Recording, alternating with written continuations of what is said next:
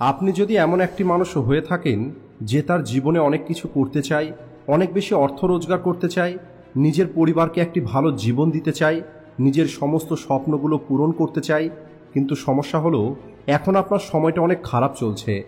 হাজারো চেষ্টা করার পরেও কোনোভাবেই আপনি চাকরি পাচ্ছেন না, আর আপনি নিজের কোনো কাজ শুরু করবেন, তার জন্য যে টাকার প্রয়োজন সেই টাকাও আপনার কাছে নেই। তাহলে বলি, আপনি আজকের এই ভিডিওটিকে শেষ পর্যন্ত অবশ্যই দেখবেন, কারণ আজকের এই ভিডিওটি হয়তো আপনার সমস্ত সমস্যার সমাধান করে দিতে পারে, আপনার চিন্তা করার লিমিটটা হয়তো পরিবর্তন করে দিতে পারে, আপনাকে অন্ধকারে নতুন রাস্তা দেখাতে পারে, আর আপনার জীবনের যত সমস্যা আছে তার 90% সমস্যা এই ভিডিওটা দেখার পরেই শেষ হয়ে যাবে। আর এই কথাটা আমি আপনাদের গ্যারান্টি দিয়ে বলতে পারি। তাই সম্পূর্ণ মনোযোগ দিয়ে ভিডিওটিকে শেষ পর্যন্ত দেখতে থাকুন। যখন আমাদের জীবনে খারাপ সময় চলে, তখন যে মানুষে আমাদের সঙ্গে দেখা করে সেই মানুষগুলোই নিজের মতো করে আমাদেরকে উপদেশ ও জ্ঞান দিয়ে চলে যায়। এরা বড় বড় সফল মানুষের উদাহরণ দেয়, যে মানুষগুলো আজ কোটি কোটি টাকা রোজগার করছে। আর এরা আমাদেরকে বলে যে এই মানুষগুলোও খুব সাধারণ জায়গা থেকেই আজ এত বড় জায়গায় পৌঁছেছে, তাহলে তুমি কেন করতে পারছো না? যেখানে আমরা প্রতি মাসে 10,000 টাকা রোজগার করার মতো চাকরি সহজে খুঁজে পাচ্ছি না, যেখানে আমাদের মাসিক ইনকামটা 10 থেকে 15,000 টাকার বেশি করা সম্ভব হচ্ছে না, সেখানে এমন পরিস্থিতিতে ওই কোটি কোটি টাকা রোজগার করা মানুষগুলোর সঙ্গে নিজেকে রিলেট করাটা সম্ভব নয়।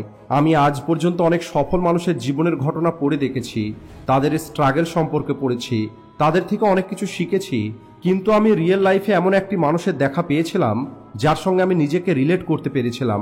আর আমি এটাও জানি আপনিও ওই মানুষটার সঙ্গে অবশ্যই নিজেকে রিলেট করতে পারবেন, যে মানুষটার কথা আমাকে চিন্তা করতে বাধ্য করেছিল, আমার সমস্ত পুরনো চিন্তাগুলো পরিবর্তন করে দিয়েছিল।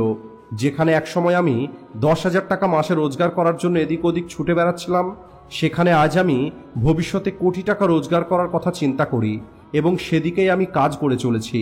আর যখন আমার এটা অনুভব হয় যে আমার জীবনে অনেক বেশি সমস্যা আছে, আমি পরিশ্রম তো অনেক করছি, কাজ তো অনেক করছি, কিন্তু সেই কাজের কোনো রেজাল্ট পাচ্ছি না, আর হতাশ হয়ে যাবার মতো পরিস্থিতি চলে আসে, তখন ওই মানুষটির কথাগুলো পুনরায় আমার মধ্যে এনার্জি নিয়ে আসে, আর আমি পুনরায় উঠে দাঁড়িয়ে আমার লক্ষ্যের দিকে চলা শুরু করি। তাই সবার আগে আমি আপনাদের ওই মানুষটার গল্পটাই বলতে চাই। আর আমি আপনাদের আরও একবার এটা বলে রাখি, এটা কোনো ফেমাস মানুষের গল্প নয়। এই মানুষটি আমাদের মতোই খুবই সাধারণ একটি মানুষ, কিন্তু ওনার প্রত্যেকটি কথা আমাকে অনেক কিছু শিখিয়েছে। আর এই কারণেই আজ আমি আপনাদের সঙ্গে এই গল্পটা শেয়ার করছি। এই মানুষটির সঙ্গে আমার আজ থেকে প্রায় 6 বছর আগে দিল্লিতে দেখা হয়েছিল। আমি চাকরির খোঁজে সেখানে গেছিলাম। একটি কোম্পানিতে আমার ইন্টারভিউ ছিল। আমি ইন্টারভিউ দিয়ে পুনরায় বাস স্ট্যান্ডের দিকে পায়ে হেঁটে যাচ্ছিলাম। বৃষ্টির সময় ছিল, তাই হঠাৎ করেই বৃষ্টি হওয়া শুরু হয়ে যায়। রাস্তার ধারে একটি বড় গোডাউন দেখতে পাই, যার সামনে একটি চালা করা ছিল। আর আমি দ্রুত দৌড়ে গিয়ে সেখানে দাঁড়িয়ে পড়ি। 5 মিনিট পরে ভিতর থেকে একটি মানুষ আমাকে ডেকে পাঠায় যে ভিতরে চলে আসো আর এখানে এসে বসে পড়ো। আমি ভিতরে চলে যাই। ওই লোকটির বয়সটা 50 বছরের থেকে বেশি হবে। উনি আমাকে চা পান করান, আর গল্প করতে গিয়ে কেরিয়ারের কথা চলে আসে। আমি ওনাকে বলি যে আমি এখানে চাকরির জন্য এসেছি, আমি এখানে একটি কোম্পানিতে ইন্টারভিউ দেওয়ার জন্য এসেছিলাম, আর এখন আমি স্টেশনে ফিরে যাচ্ছি, কারণ আমাকে কলকাতা ফিরে যেতে হবে। তখন উনি আমাকে বলেন যে উনিও কলকাতা থেকেই এসেছেন। এরপরে উনি ওনার সম্পর্কে কথা বলা শুরু করেন। উনি বলেন যে আজ আমার কাছে সব কিছু আছে, বর্তমানে আমি এখানকার খুবই পরিচিত একটি বিজনেসম্যান, কিন্তু আজ থেকে 20 বছর আগে রাস্তার ওই পারে যে ফ্লাইওভারটা আছে, ওই ফ্লাইওভারের নিচেই আমি ঘুমিয়ে থাকতাম। এই কথাটা শুনে আমি চমকে যাই যে এটা কিভাবে হতে পারে। তখন উনি আমাকে বলেন যে আজ আমার বয়সটা হলো 50 বছর, আর যখন আমার বয়সটা ঠিক তোমার মতো ছিল, তখন আমিও অনেক চেষ্টা করেছিলাম সরকারি চাকরি পাবার, কিন্তু কোনোভাবেই আমি চাকরি পাইনি। বারবার আমি ফেল হয়ে গেছি। আর সবশেষে নিরাশ হয়ে আমি একটি ছোট্ট দোকানে কাজ করা শুরু করি, আর ধীরে ধীরে আমি অনেক রকমের নেশার মধ্যে জড়িয়ে পড়ি, আর প্রায় 10 বছর আমি এভাবেই পার করে দিই। আর সবশেষে আমি এত বেশি হতাশ হয়ে গেছিলাম যে ঘর থেকে পালিয়ে গিয়ে নিজেকে মেরে ফেলার কথা চিন্তা করি।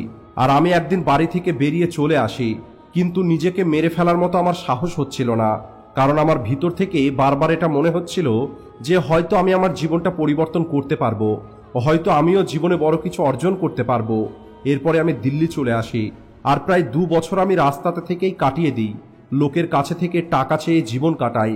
আর এরপরে একদিন আমি নিজেকে প্রশ্ন করি যে কী রকমের জীবন আমার, আমি এভাবে বেঁচে থাকতে পারি না। তাই আজ থেকে আমি পরিশ্রম করব, যাই কিছু হয়ে যাক না কেন আজ থেকে আমি পরিশ্রম করেই অর্থ রোজগার করে বেঁচে থাকব। এরপরে অনেক জায়গায় কাজ খোঁজার পরে সবশেষে একটি বড় সোসাইটিতে গাড়ি পরিষ্কার করার কাজ পেয়ে যাই। আমি রোজ সকাল 5টার সময় ঘুম থেকে উঠে প্রায় 50 থেকে 60টা গাড়ি ধুয়ে পরিষ্কার করতাম। আর এরপরে ধীরে ধীরে আমার ব্রেন কাজ করা শুরু করে। আর তখন আমার ব্রেনে কেবল একটি কথাই চলছিল যে যাই কিছু হয়ে যাক আমাকে এই জীবনে এগিয়ে যেতে হবে, আমাকে প্রতিনিয়ত পরিশ্রম করতে হবে, আমাকে দাঁড়িয়ে পড়লে হবে না। আর এরপরে একদিন আমার ব্রেনে আসে যে আমি সকাল 5টা থেকে গাড়ি পরিষ্কার করি আর 2 থেকে 300 টাকা রোজগার করি, আর 10টার পরে আমি একদম ফ্রি হয়ে যাই। আর এরপরে সারাটা দিন আমি খালি বসে থাকি। তাই এই সময়ে কোনো একটা কাজ করা আমার জন্য ভালো হবে। আর বলা হয় যখন আপনি পরিশ্রম করবেন তখন ভাগ্যও আপনার সঙ্গ দেবে। আমি সকালে রোজগার করা ওই টাকা দিয়ে ডিম কিনে নিয়ে আসতাম আর সেই ডিমগুলোকে সিদ্ধ করে বিক্রি করতাম। ধীরে ধীরে আমার এই কাজটাও খুব ভালোভাবে চলতে শুরু করে আর আমি প্রতিদিন প্রায় 2 থেকে 3 হাজার টাকা রোজগার করা শুরু করি। আর এরপরে আমি এই কাজটাকে আরও বড় লেভেলে করার চিন্তা করি আর আমি ডিমের হোলসেলার হয়ে যাই। আমি বাইরে থেকে সস্তা পয়সায় ডিম কিনে নিয়ে এসে এখানকার ছোট ছোট দোকানে সাপ্লাই করা শুরু করি। ধীরে ধীরে আমার কাজ খুব ভালোভাবে চলতে থাকে। আর এরপর আমি আমার গ্রামে পোলট্রির ফার্ম শুরু করে দিই। আর আজ প্রায় 150-রও বেশি মানুষ আমার জন্য কাজ করে। আজ আমি প্রতি মাসে লক্ষ লক্ষ টাকা রোজগার করি। আর আজও আমার নিজের উপরে বিশ্বাস হয় না যে আজ থেকে 20 বছর আগে আমার জীবনটা কেমন ছিল। আমি রাস্তাতে ঘুমিয়ে থাকতাম, মানুষের কাছে থেকে ভিক্ষে করে জীবন চালাতাম। আর আজ আমি 150 মানুষকে রোজগার দিয়েছি, 150-রও বেশি মানুষের পরিবার চালাচ্ছি। সেদিন ওই মানুষটার বলা এই কথাগুলো আমাকে ভাবতে বাধ্য করে। ওই মানুষটার কথাগুলো আমার সমস্ত চিন্তা পরিবর্তন করে দেয়। আমি ভাবি যে মানুষটা একসময় বাড়ি থেকে পালিয়ে এসে নিজেকে শেষ করে দেবার কথা চিন্তা করেছিল, যে মানুষটা জীবনের কয়েকটা বছর রাস্তাতে ঘুমিয়ে কাটিয়েছে, সেই মানুষটা আজ 50 বছর বয়সে এসে যদি এত বড় বিজনেস চালাতে পারে, তাহলে আমার বয়স তো এখন খুবই কম। আমি আমার জীবনটা কেন পরিবর্তন করতে পারবো না? এরপরেই আমি আমার জীবনটা পরিবর্তন করার সিদ্ধান্ত নিই। আর আপনাদেরও প্রত্যেককেই আমি এই কথাটাই বলবো যে আপনার জীবনে যত সমস্যাই থাক না কেন সবসময় সামনের দিকে এগিয়ে যাবার চেষ্টা করুন। সবসময় বড় কিছু অর্জন করার কথা চিন্তা করবেন। হতে পারে আজ আপনার ভাগ্যটা খারাপ, আপনার সময়টা খারাপ চলছে, কিন্তু একদিন জীবন আপনাকে এমন সুযোগ দেবে যেদিন আপনার জীবনটা সম্পূর্ণরূপে পরিবর্তন হয়ে যাবে। সবশেষে আমি এটাই প্রার্থনা করব যে আপনি আপনার জীবনে সেই সব কিছু পাবেন যার জন্য আপনি পরিশ্রম করছেন। এই ছোট্ট ঘটনাটি সবসময় আমাকে ইন্সপায়ার করে, আর এই কারণেই আজ আমি এই ছোট্ট ঘটনাটি আপনাদের সঙ্গে শেয়ার করলাম। আশা করি এই ছোট্ট ঘটনাটি আপনাকেও অনেক বেশি ইন্সপায়ার করেছে।